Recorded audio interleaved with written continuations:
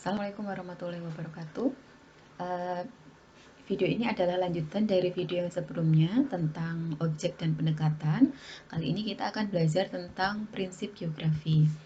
Jadi, prinsip geografi itu ada 4 ya, yaitu deskripsi atau penggambaran, kemudian prinsip distribusi atau sebaran, kemudian yang ketiga adalah prinsip interrelasi atau hubungan, dan yang keempat adalah prinsip korologi.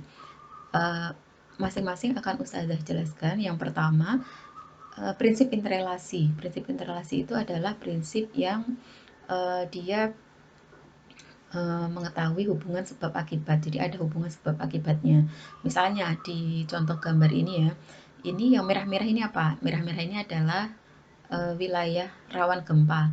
Jadi Indonesia itu melingkar begini ya. Wilayah hampir semua wilayah di Indonesia itu rawan gempa, kecuali di sini ya, di Pulau Kalimantan ini hanya beberapa titik saja, tapi hampir seluruh wilayah Indonesia itu rawan gempa. Nah, eh, kenapa di sini rawan gempa? Nah, kalau kita lihat secara geologi, Indonesia itu kan pertemuan dari 3 lempeng utama, yaitu ini ya. Kalian lihat yang garis ini ya, ini itu adalah lempeng Eurasia yang sebelah sini. Kemudian yang biru, yang ini adalah lempeng Indo-Australia. Sementara yang biru yang di sini, ini adalah lempeng Pasifik. Nah, pertemuan ketiga lempeng ini menyebabkan terjadinya gempa di wilayah pertemuan. Nah, ini ada relasinya. Makanya tadi disebut prinsip interrelasi, yaitu prinsip eh, adanya hubungan sebab akibat. Jadi, kenapa terjadi gempa di sini? Karena di sini adalah wilayah pertemuan antara 3 lempeng tektonik, gitu ya. Kemudian yang kedua, prinsip yang kedua adalah prinsip distribusi atau sebaran. Jadi dalam prinsip ini kita menjelaskan tentang di mana sih terjadinya sebuah fenomena. Ya, ini contohnya, ini adalah sebaran COVID-19 ya. Kalau kita lihat lingkaran-lingkaran merah ini adalah besarannya. Jadi yang lingkarannya paling besar, dia paling banyak gitu ya, paling banyak yang terkena gitu. Nah, kalau apa namanya, kita diperlihatkan sebaran seperti ini, maka prinsip yang digunakan adalah prinsip distribusi atau sebaran. Jadi ada di mana saja gitu. Oh, di sini, di sini, di sini. Besarannya berapa? Oh, sekian, sekian, sekian. Itu distribusi atau sebaran. Gitu ya. Contoh lain misalnya sebaran daerah transmigrasi itu kan juga menyebutkan wilayah-wilayah. Daerah transmigrasi itu ada di sini, sini, sini, sini gitu ya. Jadi kalau sudah menyebutkan banyak wilayah, ya 2 atau lebih wilayah, maka prinsip yang digunakan adalah prinsip distribusi atau sebaran. Kemudian prinsip yang ketiga adalah prinsip deskripsi atau penggambaran. Nah, di sini biasanya penggambarannya itu menggunakan peta seperti tadi. Peta digambarkan ya, hanya kejadiannya apa, ditulis secara deskriptif gitu ya. Kemudian bisa menggunakan chart atau diagram seperti ini, bisa menggunakan tabel, bisa menggunakan grafik.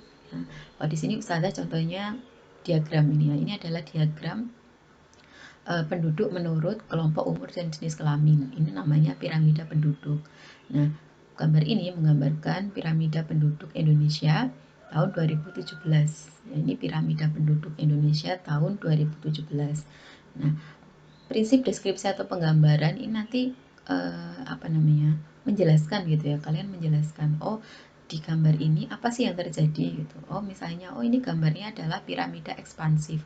Jadi Indonesia itu penduduknya merupakan penduduk ekspansif. Ekspansif itu umur muda lebih banyak daripada umur tua.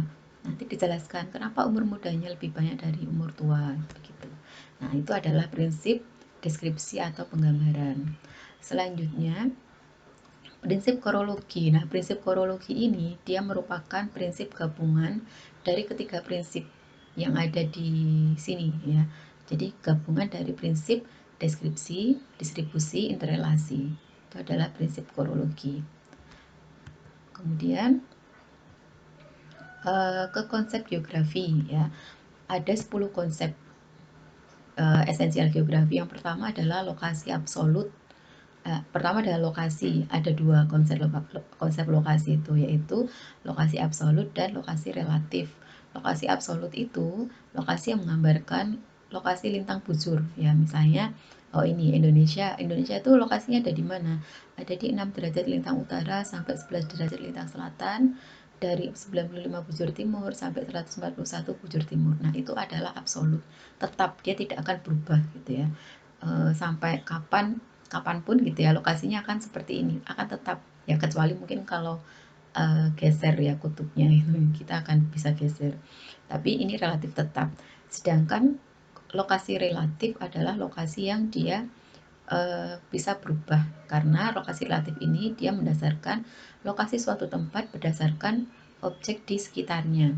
Nah, misalnya ini ya, SMA IT Nur Hidayah, lokasinya ada di depan Kelurahan Pucangan. Nah, ini lokasi ini relatif ya, bisa jadi Kelurahan Pucangan nanti pindah ya, di depannya SMA IT Nur Hidayah itu diganti mall misalnya. Jadi kan lokasi SMA Nur Hidayah tidak lagi di depan Kelurahan Pucangan, tapi di depan mall. Itu contohnya. Kemudian yang kedua adalah jarak ya. Jarak ini juga ada dua, jarak absolut dan jarak relatif. Jarak absolut itu jarak tetap, dia menggunakan kilometer. Contohnya ini, misalnya dari Jogja ke Surabaya, oh jaraknya 327 km. Nah, satuan kilometer itu tetap ya. Kamu mau naik kereta, mau naik bis, mau naik sepeda, jaraknya akan tetap 327 km. Nah, sedangkan jarak relatif ini adalah jarak yang menggunakan satuan waktu, misalnya jam. Nah, di sini contohnya. Jarak Yogyakarta ke Surabaya itu 8 jam 22 menit pakai mobil. Sedangkan kalau pakai kereta itu 5 jam 11 menit.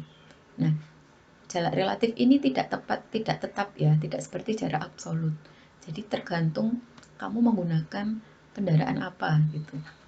Karena satuannya adalah satuan waktu. Nah, bisa jadi lambat kalau naik mobil dan lebih cepat kalau naik kereta. Nah, itu adalah konsep jarak. Selanjutnya adalah konsep morfologi. Konsep morfologi itu bentuk muka bumi ya. Jadi bumi kita ini tidak halus ya, dia punya morfologi, punya bentuknya.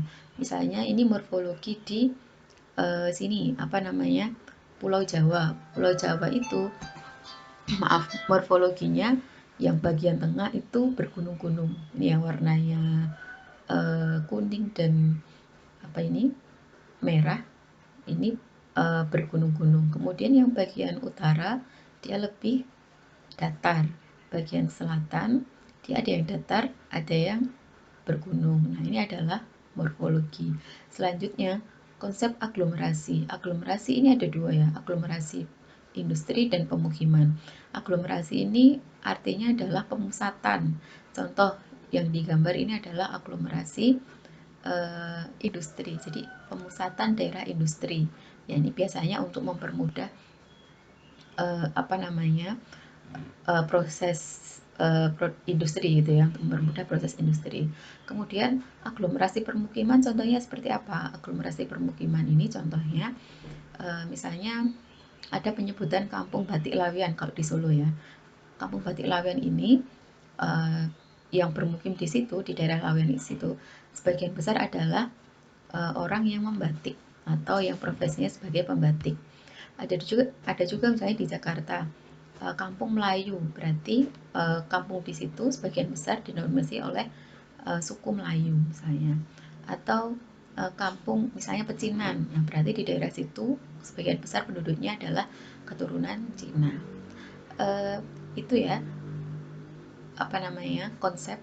Nanti kita sambung lagi di video selanjutnya tentang konsep. Kita akhiri dulu. Wassalamualaikum warahmatullahi wabarakatuh.